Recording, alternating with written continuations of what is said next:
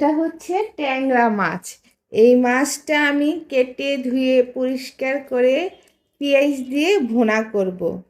প্রত্যেকটা মাছ জ্যাতা জ্যাতা মাছ খেতে আমার খুব ভালো লাগে, তাই আমি জ্যাতা মাছ কিনে নিয়ে আসি। এই ট্যাংরা মাছগুলো আমি এখন ভাজবো। এই ট্যাংরা মাছগুলো ভেজে আমি ভুনা করব। আমি পেঁয়াজ দিয়ে ভুনা করব। আমার ভুনা করতে লাগতেছে এই পেঁয়াজ। আমি পেঁয়াজটা একটু বেশি নিয়েছি, কারণ পেস্ট ভুনা করব তো এই জন্য। আর এই ধনেপাতা আর টমেটো, কাঁচামরিচ আর আদা রসুনের পেস্ট আর হলুদের গুঁড়া, মরিচের গুঁড়া লাগবে। এখন আমি এটা করব, ভাজবো। আর ভাজার জন্য আমার লাগতেছে মরিচের গুঁড়া, হলুদের গুঁড়া, লবণ। এখন আমি এটা মাছগুলাকে মাখাবো।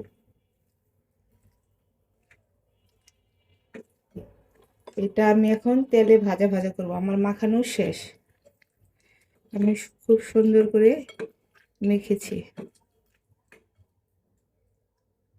মাখানো শেষ। আমার তেলটা গরম হয়ে গেছে। এখন আমি মাছটা ভাজা করব।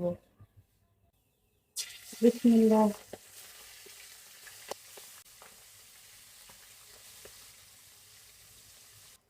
আমার মাছটা ভাজা হয়ে গেছে, এখন আমি উঠিয়ে ফেলবো।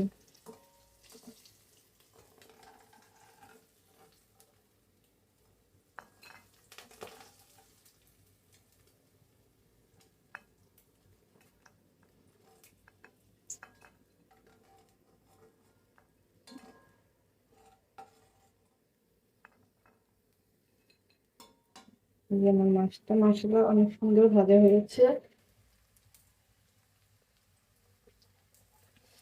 আমার পেঁয়াজটা ভাজা ভাজা হয়ে গেছে, এখন আমি মশলা দিয়ে দেব।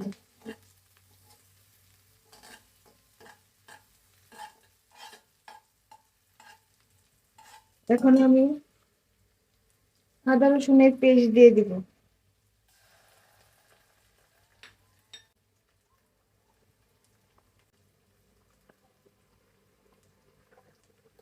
আর লবণ।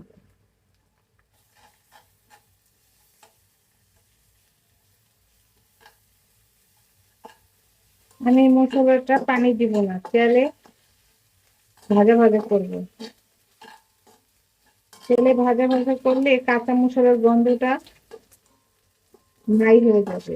তার এই জন্য তরকারিটা খেতে অনেক টেস্টি হবে।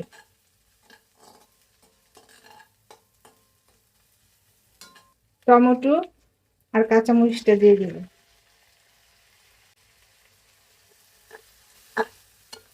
টমেটোটা তেলে ভাজা ভাজা করে নিব, তারপরে মাছ ছেড়ে দিব।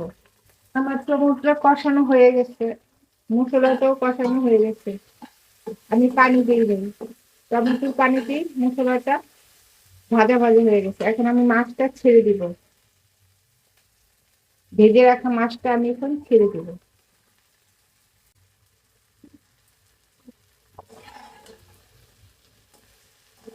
মাছটা দিয়ে এখন নেড়ে চেড়ে উল্টে পাল্টিয়ে দিব, যেন মশলাটা ভাজা মাছের সাথে মিশে যায়।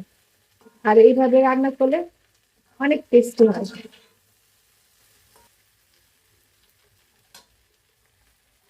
এখন আমি একটু পানি দিয়ে দিব।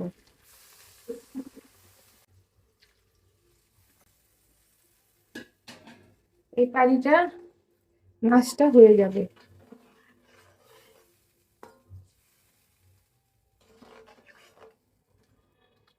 আমি ধনে পাতাটাও দিয়ে দিব।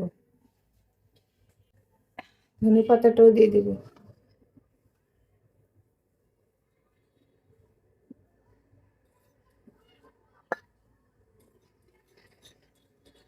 ঢেকে আমি 5 মিনিট রাখবো, তারপরে তরকারিটা হয়ে যাবে।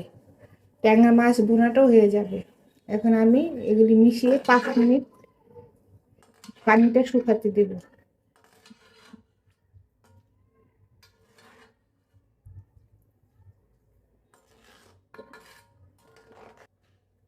তরকারিটা সম্পূর্ণ হয়ে যাবে।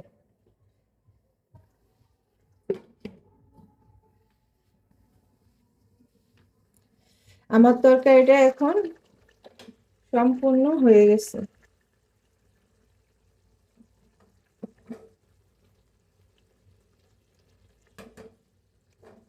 আমি এখন চুলাটা বন্ধ করে দিব, আমার রান্নাটা কমপ্লিট হয়ে গেছে। আমার ট্যাংরা মাছ ভোনা পেঁয়াজ দিয়ে, এটা আমাদের বিক্রমপুর স্টাইলের রান্না। এভাবে যদি আপনারা রান্না করেন তাহলে ট্যাংরা মাছের আসল স্বাদটা পাবেন। এই মাছ খেতে অসম্ভব মজা লাগে, আপনারা একবার হলেও বানিয়ে খেয়ে দেখবেন। আল্লাহ হাফেজ।